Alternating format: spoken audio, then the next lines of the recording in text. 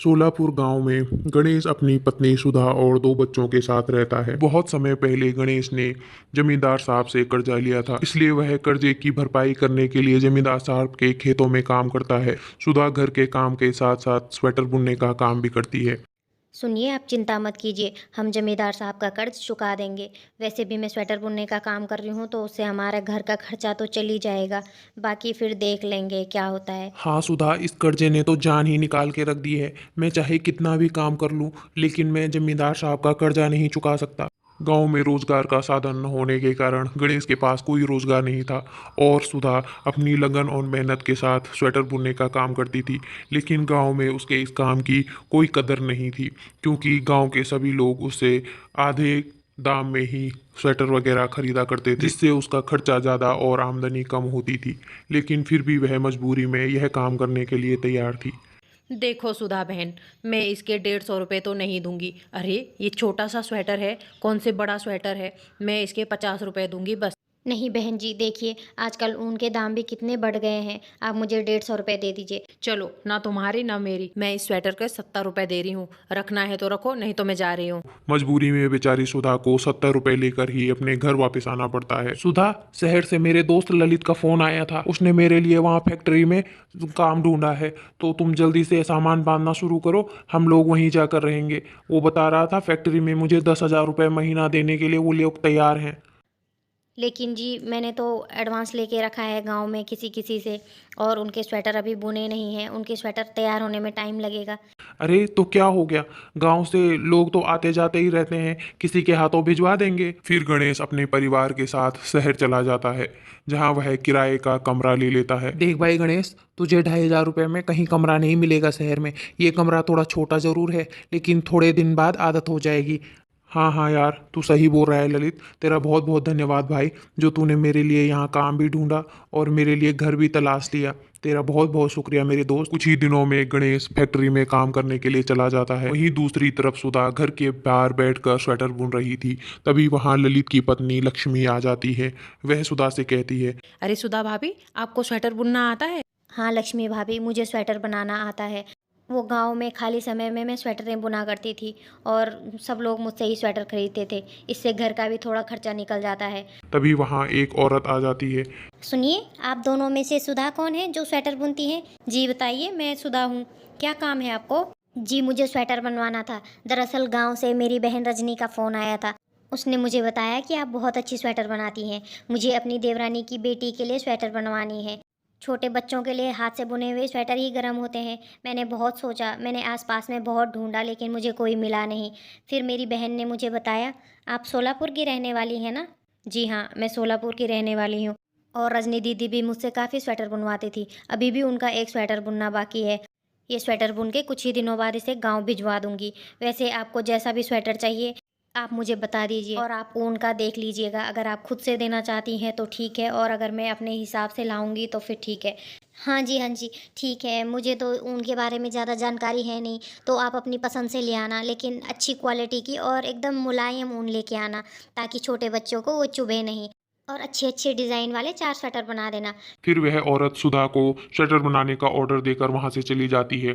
थोड़ी देर बाद गणेश भी घर वापस लौट आता है। उसके हाथ फैक्ट्री में काम कर करके एकदम सूज गए थे। जी ये क्या हो गया? आपके हाथ में तो बहुत सूजन आ गई। सुनिए, गणेश भैया को तुरंत डॉक्टर के पास ले जाना चाहिए, नहीं तो ये परेशानी ज़्यादा बढ़ जाएगी। हाँ लक्ष्मी, तुम बिल्कुल ठीक कह रही हो। चलो गणेश भाभी, चलो डॉक्टर के पास। फिर वे चारों डॉक्टर के पास चले जाते हैं, जहां डॉक्टर गणेश को कहता है, आपके हाथों में ये सूजन बड़ी बड़ी मशीनों में काम करने के कारण आया है। आप ये बताइए, आप पहले कभी मशीनों का काम करते थे?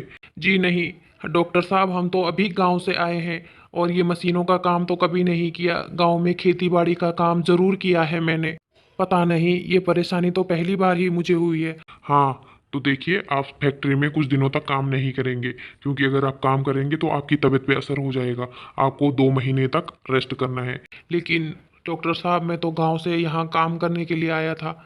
वो सब तो ठीक है, लेकिन आप समझने की कोशिश कीजिए। अगर आप फैक्ट्री में फिर से काम करने जाओगे तो आपकी तबीयत पे भी असर हो सकता है, इसीलिए आपको फुल रेस्ट करना है। बेचारा गणेश गांव से शहर आया था कि शहर में काम करके गांव के जमींदार का कर्जा उतार देगा। लेकिन यहाँ आके कुछ और ही मुसीबत आ गई। ऐसे ही कुछ समय बीतता गया और सुधा अपनी स्वेटर बुनाई में लगी रही। वह औरत स्वेटर लेने के लिए आई और उसे स्वेटर बहुत ज़्यादा पसंद आई। क्या बात है सुधा दीदी, आप कुछ परेशान लग रही हैं। हाँ जी बहन जी, वो दरअसल मेरे पति की तबीयत थोड़ी ठीक नहीं है। गाँव से शहर आए थे काम करने, लेकिन यहाँ आके बीमार पड़ गए। क्या हुआ भाई साहब को, क्या तबीयत खराब है? दरअसल फैक्ट्री में काम करने की वजह से उनके हाथों में सूजन आ गई है और डॉक्टर ने पूरे 2 महीने तक उन्हें काम करने से मना किया है। और ऐसे में घर चलाने के लिए मेरे पास कोई साधन नहीं है। बहन जी, अगर आपके आस पड़ोस में कोई हो जिसे स्वेटर बुनवाना हो तो उन्हें मेरे बारे में ज़रूर बताइएगा। हाँ हाँ सुधा दीदी, आप बिल्कुल चिंता मत कीजिए, मैं अपनी आस पड़ोस की और औरतों को भी आपके बारे में बताऊंगी। फिर वह औरत सुधा को पैसे देकर वहां से चली जाती है और आस पड़ोस की औरतों को भी उसके बारे में बताती है। ऐसे ही कुछ समय बीतता गया। एक दिन वहां ऊन बेचने वाला आदमी आता है। बहन जी, मैंने सुना है आप अच्छे अच्छे स्वेटर बनाती हैं। दरअसल मुझे भी आपसे स्वेटरें बुनवानी है। जो भी मेरी दुकान में ऊन खरीदने के लिए आता है उन्हें स्वेटर भी बुनी हुई चाहिए होती हैं, और मेरे पास तो ऐसा कोई है ही नहीं जो स्वेटर बुन के दे सके। तो क्या आप मेरी दुकान के लिए स्वेटरें बुनेंगी? जी हाँ भाई साहब, क्यों नहीं। ठीक है बहन जी, मैं अपने आदमी के हाथों ऊन भिजवा देता हूँ और फिर लिस्ट भी बना के दे दूंगा कि किस माप की स्वेटरें बुननी है। फिर धीरे धीरे सुधा के पास बहुत सी स्वेटरें बुनने के लिए आती हैं और वह अच्छा खासा पैसा कमाने लगती है। सुधा, तुम ऐसा क्यों नहीं करती? लक्ष्मी भाभी को भी अपने साथ काम पे लगा लो, तो वो भी 4 पैसे कमा लेंगी। और ललित को भी तो अपना काम छोड़ छाड़ कर तुम्हारा माल भेजने के लिए जाना पड़ता है, तो थोड़ा 4 पैसे वो भी कमा लेंगे। जी आप सही कह रहे हैं, मैं लक्ष्मी भाभी से इस बारे में ज़रूर बात करूंगी। और वो मुझे बता भी रही थी, जिस घर में वो काम करती थी उन्होंने भी उनको काम से निकाल दिया है। फिर सुधा ऐसा कहकर लक्ष्मी के पास चली जाती है। लक्ष्मी भाभी, क्या आप मेरे साथ काम करना पसंद करेंगी? सुधा, ये तो बहुत अच्छी बात है। मैं तो चाहती थी कि मैं तुम्हारे साथ काम करूं, लेकिन मैं शर्म के मारे कुछ बोल नहीं पा रही थी, क्योंकि तुम इसी काम से अपना घर चलाती हो। नहीं नहीं भाभी, ऐसी बात नहीं है। आप मेरे साथ काम कीजिए तो 4 पैसे आप भी कमा लोगी। और फिर अब मुझे बड़े बड़े ऑर्डर भी मिलने लग गए हैं, तो समय पर काम पूरा करना बहुत ज़रूरी हो गया है भाभी। आप मेरे साथ आज से ही काम शुरू कर दीजिए भाभी। फिर लक्ष्मी भी सुधा के साथ मदद करने लगती है और स्वेटरें बुनने लगती है। धीरे धीरे समय बीतता गया और सुधा अब और औरतों को भी अपने साथ स्वेटर बुनने में लगा लेती है। उसे नहीं पता था गांव से शहर आकर उसके इस काम को इतना बढ़ावा मिल जाएगा, और धीरे धीरे उसे उस शहर के अलावा बाहर के और शहरों से भी स्वेटर बुनने के ऑर्डर आने लगे, जिसका कि वह अच्छा खासा पैसा लेती थी। अपनी हुनर और काबिलियत से सुधा ने कुछ ही समय में शहर में अपने पांव जमा दिए। धीरे धीरे सुधा ने अपनी मेहनत और काबिलियत से गांव में जमींदार से लिए हुए कर्जे को भी चुका दिया। भाई ललित, लक्ष्मी भाभी, आज सुधा की वजह से मेरे ऊपर जमींदार के कर्ज का 1 रुपया भी नहीं है। ये सब मेरी सुधा की मेहनत और काबिलियत के कारण ही हुआ है। हाँ गणेश भैया, आप बिल्कुल सही कह रहे हो। सुधा भाभी की वजह से आज हमारे बच्चे भी आपके बच्चों के साथ साथ स्कूल जाने लगे हैं। हमारी इतनी कमाई नहीं थी कि हम बच्चों को स्कूल भेज सकें, लेकिन आज ये सब सुधा भाभी की वजह से ही हुआ है।